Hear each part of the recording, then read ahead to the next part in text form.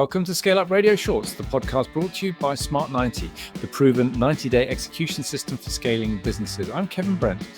And I'm Louise Blunt. We are the originators of Smart 90, and this is our monthly theme episode where we highlight a crucial aspect of scaling up from our entrepreneurial scale-up system. Today's theme is one that almost every successful founder wrestles with eventually.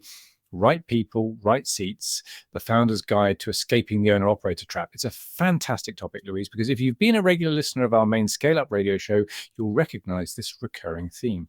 We've heard it from Tony Griffiths at The Good Surveyor, who is planning her eventual exit to Italy, and Asha Moses, who transformed Sherbet London. That's right, Kevin. Every successful founder hits the same wall, which we call the invisible ceiling. What's important to understand is that this ceiling isn't about a lack of market demand or a flawed product. It's a structural limit. It's that difficult moment where growth stops feeling like a victory and starts feeling more like a massive burden. And why does that happen? Because the founder remains the ultimate accountability point. Exactly. If you feel like the engine of a machine that simply cannot survive without you, you have to realize you aren't running a business.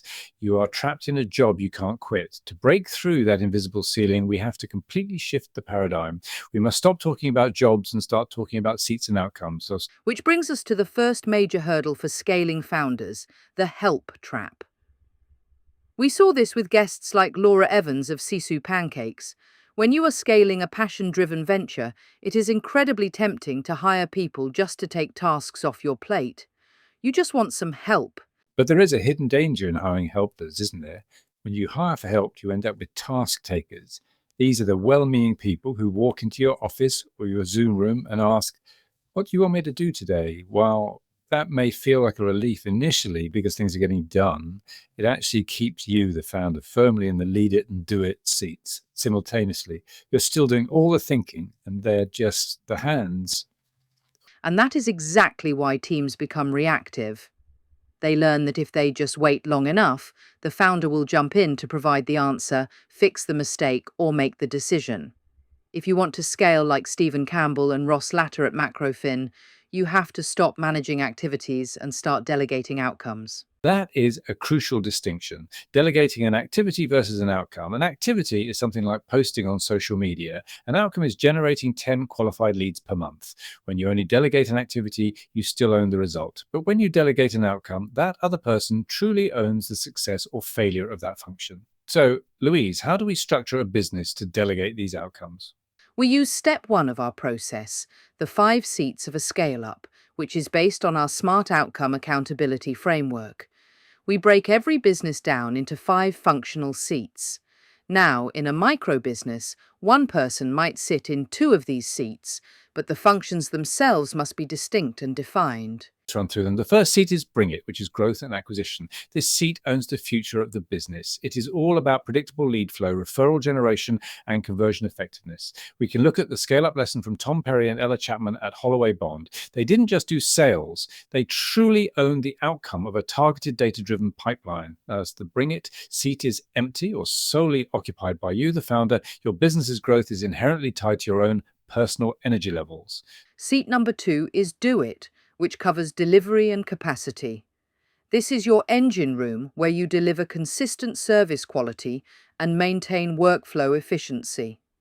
The big lesson here is that if you are still the best technician in the building, you are the bottleneck. Hannah Lannell at The Four showed us that scaling requires evolving your business model, so it isn't completely dependent on the founder's hands-on delivery. And we have the third seat, Count It, which is performance, compliance, and integrity visibility. I think this is perhaps the most misunderstood seat.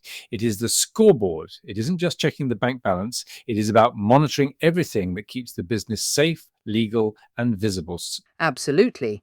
Count It includes financial integrity like margin tracking and P&L accuracy, as well as regulatory and HR duties, making sure health and safety audits are done and GDPR compliance is met. It also involves performance dashboards providing data to the Lead It seat. Dr. Serge Santos, the business physicist, highlighted that scaling requires operational discipline. If your Count It seat is empty, you aren't a CEO, you're a gambler. Very true. Seat 4 is Lead It, focusing on ownership and improvement. This seat ensures the other 4 seats are actually working together. It drives the weekly performance review rhythm and takes ownership of problem resolution. Nigel Outstanding calls this shifting from being a reactive victim to a proactive chooser. Leading is fundamentally about solving problems through people, not doing it for them. And the final seat is Enable It, which is systems and infrastructure. This seat builds the Lego bricks of the business and integrates all the aspects of the company. It's about documented processes, automation, and data accessibility. As you often say on the podcast, Kevin, systems are the foundation of freedom. Enable It ensures the business's IQ stays in the company rather than walking out the door in the employees' heads. So once we have our 5 seats mapped out, we move to step 2, leading versus lagging, the language of accountability. How do you stop micromanaging your team? You change the language of the conversation. Instead of asking, what did you do today? You need to look at indicators. Exactly. We have lagging indicators which measure the result monthly, like total revenue or having 0 HR grievances. They tell you what happened in the past, but the secret to a proactive team lies in leading indicators, which measure weekly behaviors. These are the weekly actions that predict the result. Let's give an example using the Count It seat. The desired outcome is real-time financial visibility. The lagging indicator is an accurate P&L produced by the 5th of the month, but the leading indicators would be getting 100% of receipts uploaded daily and a weekly bank reconciliation completed by Friday. So when you manage by leading indicators, you can see an activity drop in week 1 and course correct long before it negatively hits your bank balance. But what if you have the indicators in place and your team still feels passive, like they are quiet quitting, taking direction but never driving the business forward? This brings us to step 3, diagnosing the team using the BAUD rate. You need to ask yourself of every person, would I enthusiastically rehire this person in this role today? The board rate stands for behavior, aptitude, understanding, and desire. First, behavior. Do they act like an owner and identify problems before they explode? Second, the aptitude. Can they grow with the role? A great technician for 3 clients might not have the aptitude to manage the work for over 30. Thirdly, understanding. Do they grasp the commercial big picture and where their role sits? Do they understand how a mistake in their do-it seat ruins the margins of the count-it seat, for example? And fourth, desire. Do they actually want the responsibility? If a team member is taking direction but not driving forward, they usually lack understanding or desire. And here is the harsh truth. You cannot motivate someone into having desire. You can only ensure they are in a seat that aligns with it. Which leads perfectly into step 4, visualizing the future, the accountability tree. Once you audit your current team, you move away from a traditional org chart, which is built around people, and move to an accountability tree, which is built around outcomes. Most small businesses grow organically by finding stuff for people they like to do. A scale-up does the exact opposite. You need to draw the tree of the business you want to be in 3 years' time, or for your next key milestone. Define the outcomes required for that 2 million or 5 million turnover version of your company. Ask yourself, what does Bring It look like when you have 500 customers instead of 50? What complexity does Count It need to handle for international tax or multi-site HR? By creating this future state tree, you create a hiring and development roadmap. You can clearly see where your outcome vacuums exist. It turns HR from a tick box yearly review into a strategic growth plan, allowing you to tell a team member exactly which understanding areas they need to develop to take a future seat. But we also need to fix today's chaos. That is step 5, the functional vacuum audit. To find out where you are clogging your business today, you do a functional vacuum audit using your P&L statement and your compliance checklist. First is the P&L test. Take every major line item of spend, marketing, salary, software, and write a name next to it. Who is accountable for the outcome of that spend? If the answer is me for more than 50% of the items, you are the bottleneck. Second is the compliance test.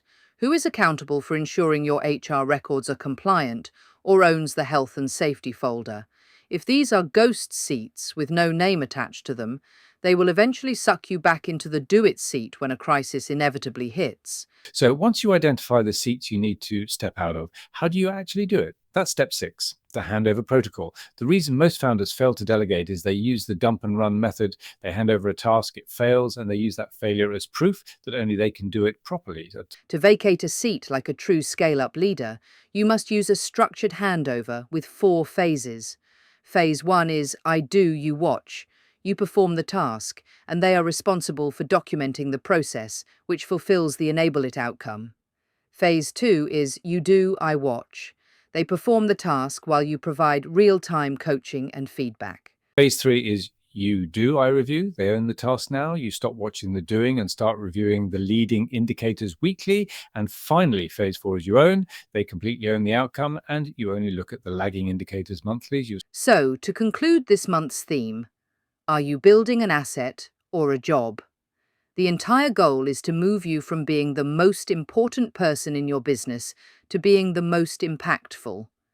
A business where the founder sits in every seat is a fragile asset. It has no value to a buyer, and it provides absolutely no freedom to the owner. By using the SMART outcome accountability framework, you aren't just organizing your team, you are building a machine that can eventually run without you. Just like Tony Griffiths and her Italian exit strategy, your freedom is found in the seats you don't sit in. We want to leave you with a self-audit challenge. Fill out the outcome framework chart with brutal ScaleUp Radio style honesty. Apply the red pen rule. Circle every seat where your name appears. If you have more than 2 circles, you are a bottleneck. Apply the ghost seat rule. Identify any outcome that currently has no name, because that is where your next crisis will come from. And apply the BAUD test to every team member. Then ask yourself, what is the one seat you will commit to vacating in the next 90 days? Exactly. Stop delegating tasks and start delegating outcomes. Map your 5 core seats managed by leading indicators. Apply the board rate filter and build your future state tree.